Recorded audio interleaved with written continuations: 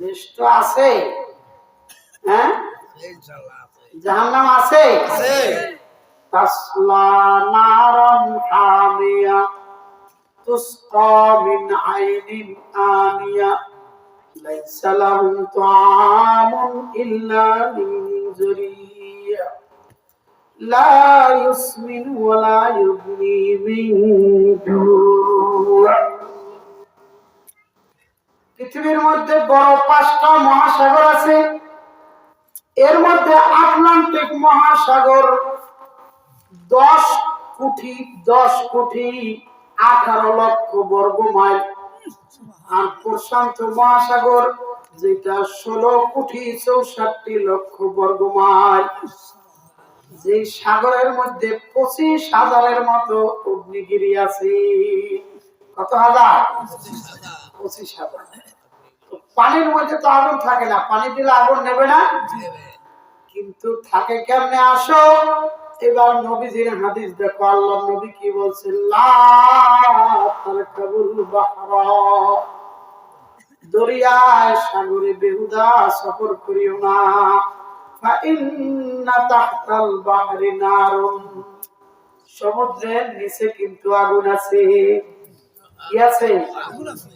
এবার আসেন মিলাই দিন, সমুদ্রের নিচে আগুন আছে পাইলাম কোথায়? হাদিসে। হ্যাঁ, এখন 1971 সনে রাশিয়া সোভিয়েত ইউনিয়ন যখন এক ছিল বাঙ্গারায়, তখন তারা শয়তানি যারা করে, এদের শয়তানি চলতে চলতে অনেক দূর পর্যন্ত যায়। তারা চিন্তা করছে যে ডিমের মতন যেহেতু পৃথিবীটা গোল, তাহলে আমরা ফুডা করে দেখি যে ওই ফুডা করলে কোন সোজা বাইরে প্যারা। আমেরিকা আমাকে নিচ্ছে না, বোঝেন নাই? আমেরিকার নিচ্ছে, তাই ফুডা করলে আমেরিকার কোন জায়গা দিয়ে ওই লোহাটা শিকটা বা রডটা বের হয়। এই জন্য তারা এই মহাসমুদ্রের ভিতরে ছিদ্র করছে, বোরিং করছে। বোরিং করে তারা 36,000 ফিট মাটির নিচে গেছে। তো সেখানে যাওয়ার পর দেখে যে আগুনের সেলসিয়াস, আমাদের রোদের তাপমাত্রা 8 ডিগ্রি সর্বোচ্চ 40 ডিগ্রি, কিন্তু সেখানে তাপমাত্রা হলো 6,000 সেলসিয়াস। লোহা গইলা মোম হয়ে যায় এত কোন কিছু, কিন্তু সেখানে একটা লোহার এমন প্রাচীর বাঁচছে, যেই লোহার প্রাচীর ভেদ করার মতো কোন মেশিন পৃথিবীতে নাই। কথা বলছেন? এখন কিয়ামতের ময়দান যখন হবে, পূর্ব দিক থেকে একটা আগুন উঠবে, সে আগুনে হাঁকাইয়া সবাই নিয়ে যাবে, এবং এই সমুদ্রগুলো হবে জাহান্নামের আগুনের চুলা মুখ। এবার আসেন ক্যালিফোর্নিয়ায়, আমেরিকা বর্তমানে যে অগ্নিগিরিটা লাগছে, ওরা কয় শয়তানের বাতাস। আজকে গেলাম হলো সে ওই যে বিদ্যুৎ অফিসে এক্সচেঞ্জ একটা মিটারে কাজ করতে, তাই বলা বলি করতেছে শয়তানের বাতাস শয়তানের দাঁড়িয়ে যায়। আফগানিস্তানে যে সময় মারছাও হাসপাতালে রোগীদের কি, আর যত পৃথিবীতে জুলুম যা আছে এগুলা কইরা, কিন্তু আল্লাহর মায়ের ধারণা বাতাসে আগুন লাগতেছে। বাতাসে যেই গাছে লাগে, বিল্ডিং এ লাগে, কত মানে হাজার হাজার একর। আজকে দেখলাম সংবাদে 70,000 গাড়ি লাগাইছে, 70,000 শুধু দমকল। কি কল? কিন্তু এই দমকলে কি জাহান্নামের আগুন ফেলবে? আচ্ছা, জাহান্নামের আগুন দুনিয়াতে আইবে না। এই যে শীতকাল, কিসের শীতকাল? এই আগুনটা, এই জাহান্নামের আগুন, এটা হলো দুনিয়া একটা নমুনা। একটা কি নমুনা? এটা সহ্য করতে পারবেন কেডা কেডা? দুনিয়ার আগুনটা তো সোজা, এটা সহ্য করতে পারবেন না, মুখ করে ধরতে পারবেন না, তাই গুনাহ করেন কোন সাহস? জাহান্নামের আগুনটা বড় কঠিন, এত তেজ হবে। মালিক ফেরেশতার কাছে জিবরাইল আমিন বললেন যে একটু আগুন দাও জাহান্নাম থেকে। আল্লাহ বলছেন কি জন্য? দুনিয়াতে কাজে লাগবে। কতটুকু? খেজুরের আঁটি পরিমাণ। বলছে না, খেজুরের দানা পরিমাণ আগুন জাহান্নাম থেকে বের করলে দুনিয়া সব পুইরা ছাই হয়ে যাবে। তো কি করছে তখন? ভাত পাকাইলে ফুরুঙ্গা ওরে না, ফুরুঙ্গা এরকম একটা ফুল কি 70টা দোয়া দিছে। কয়টা? 70টা। এই মিয়া কাছাকাছি করে আমি তো ডাকছি নি, সবাই নষ্ট হইবে। আর যার যার জায়গা গরম করছে বই থাকো, শীতের দিনে ঠান্ডা জায়গায় লড়াচড়ার দরকার নেই, যে জায়গায় আছে ওই জায়গায় থাকবে। নতুন আয়া ফাঁকে বলবে, হ্যাঁ জায়গায় গরম করবে, কি করেন লড়াচড়া বা অল্প সময় কথা বলবো। তো সেই ফুরুঙ্গা দোয়া দিছে কয়টা? 70টা। এবার সে আগুনের তেজটা কেমন? আরবে হযরতে ওমর ফারুক রাদিয়াল্লাহু তাআলা আনহুর যুগে মরুভূমির মধ্যে একজন যুবক, ওই যুবকটা মরুভূমির মধ্যে ঘরের মধ্যে একা আছে। গভীর রজনী রাত্র 10টার সময় একটা যুবতী মেয়ে বাহিরের থেকে ডাক দিছে, ভাই ঘরে কেউ আছে নাকি? ঘরের থেকে যুবকটা সাড়া দেওয়ার পর ওই মেয়েটা তাকে জানাইলো, ভাই রে আমি তো বহু দূরের থেকে সফর করে আসছি মরুভূমিতে, আমার বাড়িতে যাওয়ার মতো কোন রাস্তা নাই, সঙ্গে একটা উট ছিল, উটটা হারাই গেছে, রাস্তাও ঠিক মতো চিনি না, গভীর রজনীতে আমি কোথায় যাব, এই জন্য তোমার কাছে একটু আশ্রয় চাই। তখন হযরত ওমর রাদিয়াল্লাহু তাআলা আনহুর যুগে ওই যুবকটা তাকে ঘরের মধ্যে এক কোণায় জায়গা দিলেন। গভীর রজনীতে ওই মেয়েটা দেখতেছে ছেলেটা ঘুম থেকে উঠা মোমবাতি জ্বালায়া 2 রাকাত নামাজ পড়ে কিছুক্ষণ পর আবার ওই মোমবাতির মধ্যে তার আঙ্গুলটা দেয়, আবার যখন সহ্য করতে পারে না তখন সরায়া আবার 2 রাকাত নামাজ পড়ে। এইভাবে রাত্র যখন রাত্র শেষ হয়ে যখন সকাল হবে ফজরের আযান দিবে, এমন অবস্থার মধ্যে ওই যুবতী মেয়েটা সবকিছু পরিষ্কার ভাবে দেখার জন্য বিছানা থেকে উঠা পরিষ্কার ভাবে সবকিছু দেখলো, আসলে ঘটনাটা কি এরকম কেন করতেছে। সকাল হয়ে গেছে, ফজরের আযান দিছে, আযানের পর মেয়েটা জিজ্ঞেস করলেন, ভাই আমি তো ঘরের মধ্যে ছিলাম, সুন্দরী ছিলাম, কিন্তু মনের মধ্যে ভয় ছিল, আমি একটা জিনিস জানতে চাই, তুমি এই আগুনের মধ্যে বারবার কেন আঙ্গুল দিলা? যুবকটা চোখের পানি ছেড়ে মাথা নোয়া বলতেছে, বোন রে আমার নফসের মধ্যেও কিন্তু, দিলের মধ্যেও কিন্তু একটা নফসে শয়তান আছে, এই শয়তানটাকে আমি বুঝ দেওয়ার জন্য দুনিয়ার আগুনের মধ্যে আমি আঙ্গুল দিয়া তারপর আমি চেক কইরা পরীক্ষা করে দেখাইছি আমার দিলটাকে, দেখো দুনিয়ার এই আগুনটা বড় সহজ, হালকা, এর থেকে কোটি কোটি গুণ বেশি জাহান্নামের আগুন। বিশ্বনবী সাল্লাল্লাহু আলাইহি ওয়াসাল্লামের চাচা খাজা আবু তালিব তিনি মুসলমান হয় নাই, কিন্তু তার সমস্ত শরীরটা বিশ্বনবীর শরীরের সাথে টাচ লাগছিল, যার কারণে কিয়ামতের ময়দানে পৃথিবীর সকল মানুষের মধ্যে সব থেকে হালকা শাস্তি আবু তালিবকে দেওয়া হবে। যেই আবু তালিব না হলে বিশ্বনবীর দ্বীন পৃথিবীতে প্রচার হইত না, বিশ্বনবীকে কাফের মুশরিকরা শেষ করেই ফেলতো। বিশ্বনবীকে বট গাছের মতন ছায়া দিয়েছেন যে আবু তালিব, কিন্তু কালিমা নসিব হয় নাই। কালিমা বড় দৌলত, বড় মূল্যবান দৌলতি জিনিস। মুসলমানের ঘরে জন্ম নিয়েছ,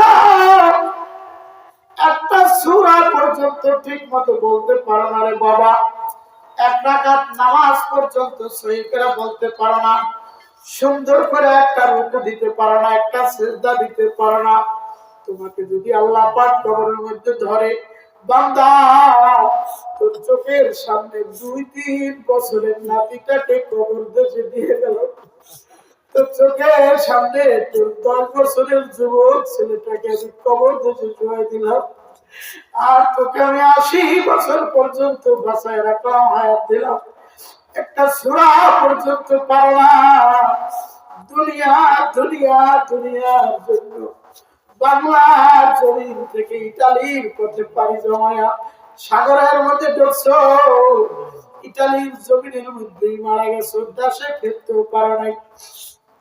সন্তানের জন্য এত কষ্ট করেছো দুনিয়ার জন্য, এই সন্তান তোমাকে কিয়ামতের ময়দানে কোনদিন পরিচয় দিবে না। আমার আল্লাহ বলেন ইয়াউমা ইয়াফিরুল মারউ মিন আখিহি ওয়া উম্মিহি ওয়া আবিহি ওয়া সাহিবাতিহি ওয়া বানিহি। সন্তান তার মা থেকে পলায়ন করবে, মা তার সন্তান থেকে পলায়ন করবে, এটা আল্লাহ পাকের কোরআনের ভাষা। মা বলবে সন্তান দুনিয়ার মধ্যে তুমি যখন ছোট্ট ছিলা বিছনার মধ্যে বারবার প্রস্রাব করেছো আর সমস্ত কাপড়গুলো ভিজে গেছে, কনকনে ঠান্ডার মধ্যে তুমি ছোট্ট জাদুমণি, বিছনার মধ্যে কোনো শুকনা কাপড় বাকি ছিল না, তখন তোমার ঠান্ডা লাগবে, এজন্য আমি তোমাকে বুকের উপর নিয়া তোমার প্রসবের মধ্যে শুয়ে আমি সারা রাত্র কাটাই দিছি। আবার অনেক সময় 10টা বেলায় সকালের খাবার খাইতে পারি নাই, 11টা বেজে গেছে তারপরও খাইতে পারি নাই, 12টা বেজে গেছে খাবারের প্লেট নিয়ে পড়ছি, অমনিতেই তুমি পায়খানা করে দিছো। তোমার জন্য পৃথিবীতে বহু নামাজ আমি নষ্ট করে দিয়েছি, আজকে তোমার কাছে একটা নেকি আমি ভিক্ষা চাই। ও দোস্ত কোনদিন দিবে না, কোনদিন দিবে না।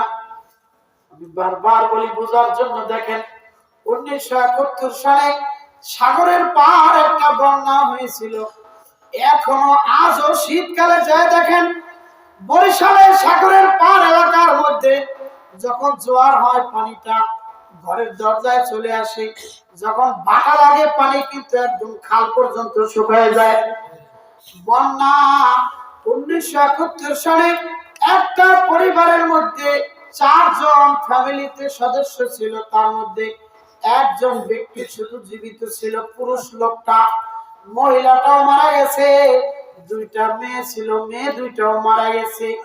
এই মেয়ে 2টাকে রাখিয়া একদিন তার মা তার নানা বাড়ি গিয়েছে, বাপের কাছে মেয়ে 2টাকে রাখিয়া হঠাৎ করিয়া ওই দিন বন্যা ছাড়ে, এলাকার মধ্যে সাইলেন্ট বাজায় দেয়, সকল মানুষগুলো আশ্রয় স্থানের মধ্যে চলিয়া যায়।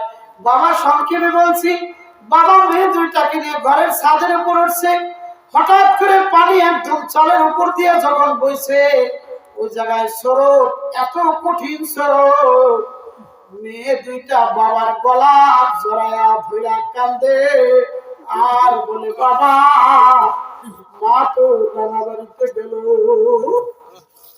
আর তো তাকে দেখলাম না, তুমি কিন্তু এই বিপদের মধ্যে আমাদেরকে ছাড়িও না।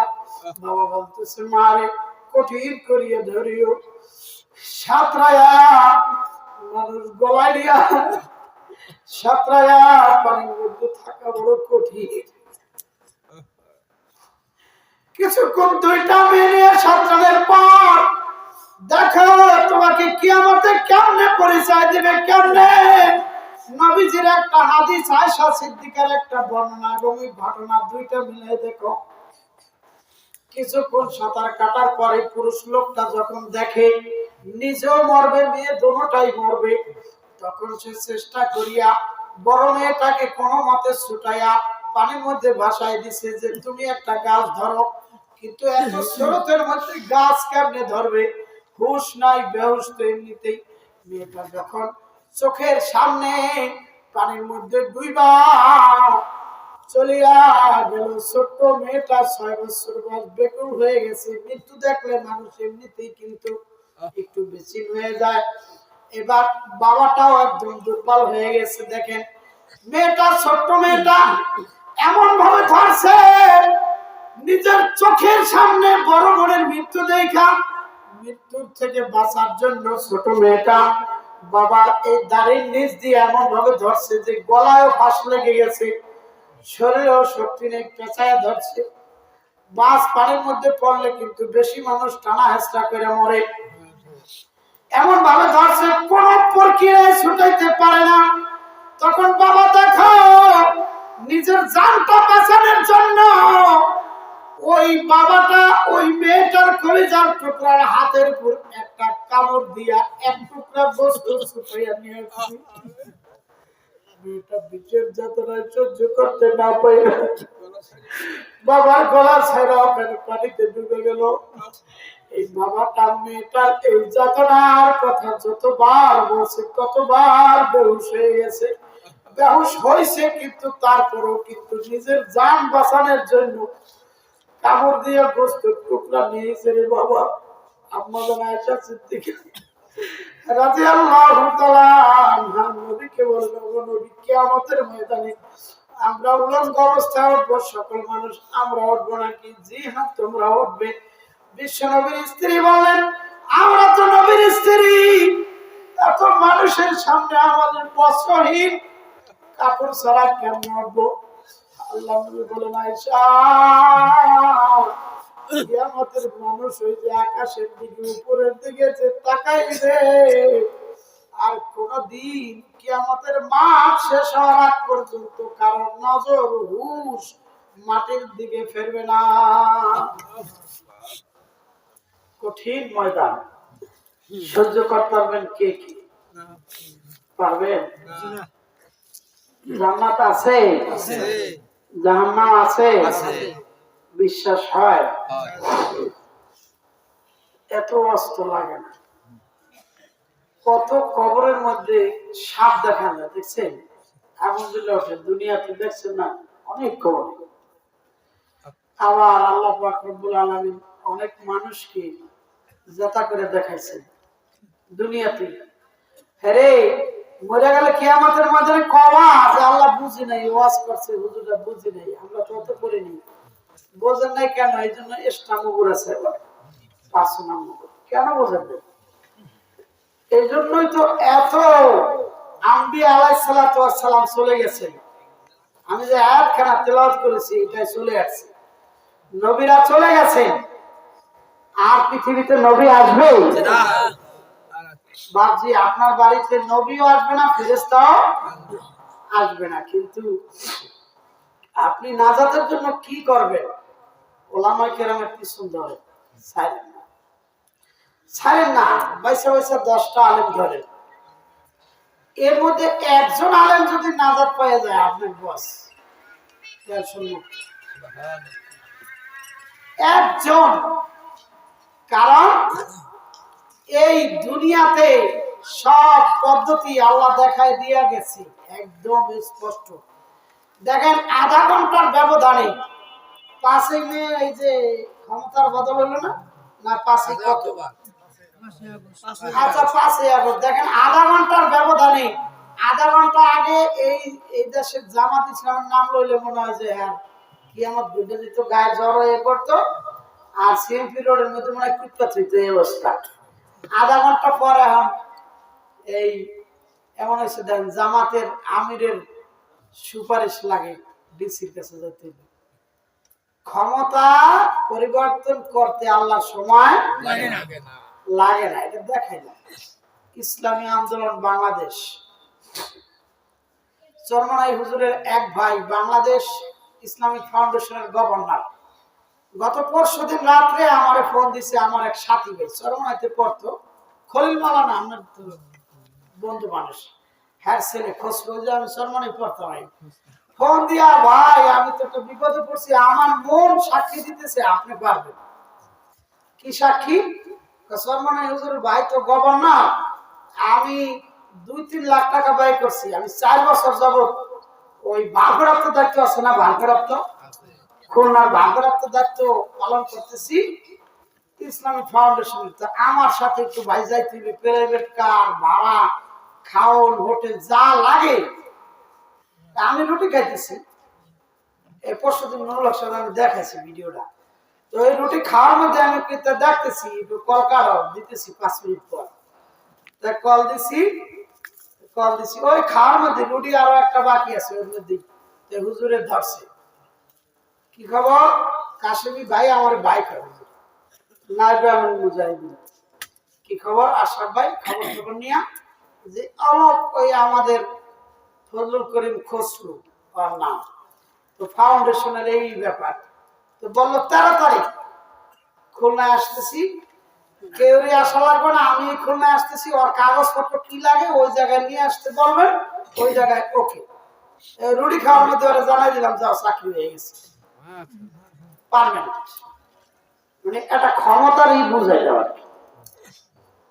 সাথে সাথে এখনো মোবাইলের মধ্যে কামবে না, আসবে না, টাকা বাড়াইবে না, কি যে করবে এই দিশা পাইতেছে না। এই হলো পরিস্থিতি, বুঝাইলাম যে ক্ষমতা এই দুনিয়া এর কোন একটা সময়ের সাথে সংশ্লিষ্ট না। মুহূর্তের মধ্যে খালি জীবন ভরা শুনছি যে আল্লাহ একদম তাল গাছের মাথা থেকে ফালাইয়া ভর্তা করতে সময় লাগে না, কিন্তু ভর্তা একটা দেখলাম 5 তারিখে, ঠিক না?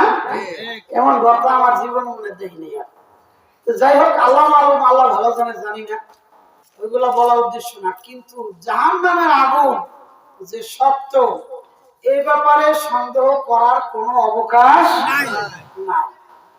আর জান্নাত যে সত্য, জান্নাতের যেমন জাহান্নামের শাস্তি কঠিন, জাহান্নামের আগুন কঠিন, জাহান্নামের সেই শাস্তি অনেক কঠিন।